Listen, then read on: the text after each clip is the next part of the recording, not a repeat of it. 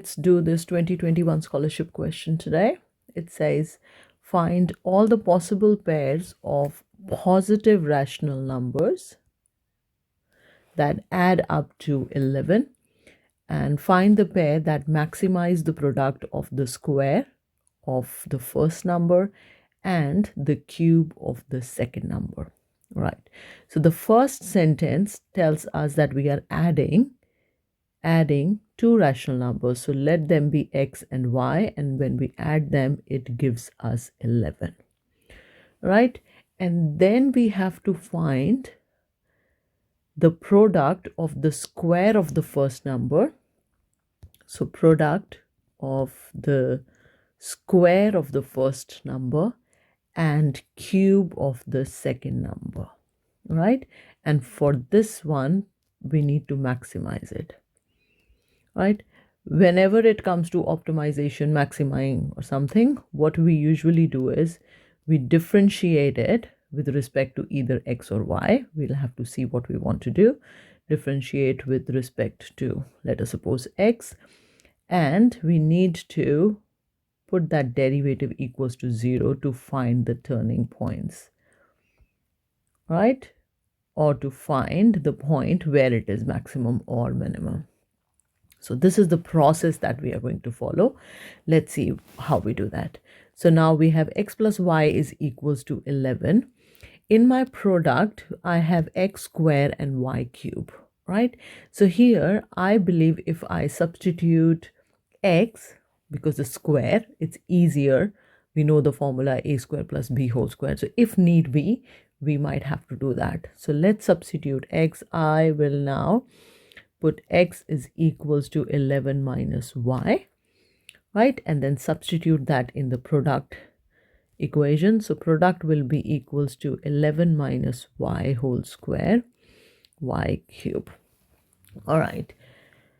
So here we might not have to expand the bracket. We need to differentiate it. And here we can clearly see that we'll have to use the product rule, right? Product rule. So here I will end up with dp. Now our variable is y here, so I am differentiating with respect to y, is equals to first same differentiation of second will give me 3y square plus second same differentiation of first will give me 2 11 minus y times minus 1, chain rule here, right? Let's simplify that a little bit. So I'm left with 3y square 11 minus y square plus, or because it's a minus there, this sign is going to change to minus 2y cube and 11 minus y. All right, now let's see what we can take common. So here I can take y square common and I can take 11 minus y common. That will leave me with, so that is leaving me with 3 for the first bit, 11 minus y because we have taken 1, and minus 2, right? Y, because we have taken square outside. Yeah, so that is what we are left with. This is dp over dy. Let's simplify a little bit more. That will leave us as y squared 11 minus y, and in the bracket, if I simplify that, it's going to give me 33 minus 3y minus 2y. That leaves us with y square 11 minus y, 33 minus 5y. Right. So now we have everything in a simplified form. For our maximizing the product, we have to put the derivative equals to 0, right? So we have to put dp over dy is equals to 0 because this is to find the maximum. So that will end up with y square 11 minus y 33 minus 5y is equals to 0.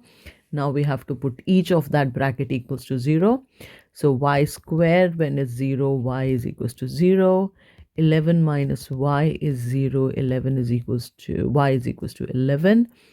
And if 33 minus 5y is 0, we will have y, or 5y is equals to 33. Y is equals to 33 over 5. All right, so now we have three y values. All right, this can give us three x values.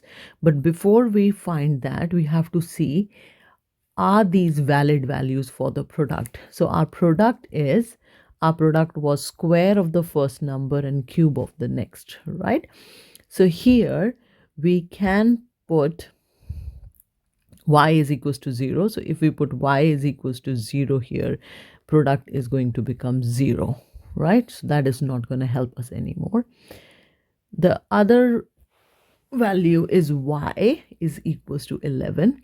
So when y is 11, so we have x plus y is equals to 11, right? Our second equation.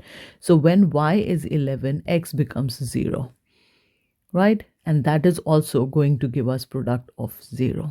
So even that is not helping us.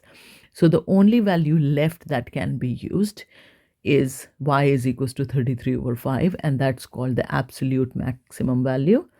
So our absolute maximum value of y is equals to 33 over 5.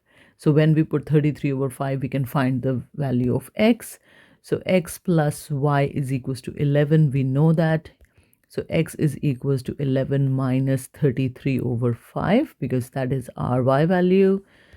Denominator same. 55 minus 33 gives us 22 over 5. Right? So our two values are 22 over 5 for x and 33 over 5 for y, right? Cool. So this is our answer. Have a good day. Hope this makes sense.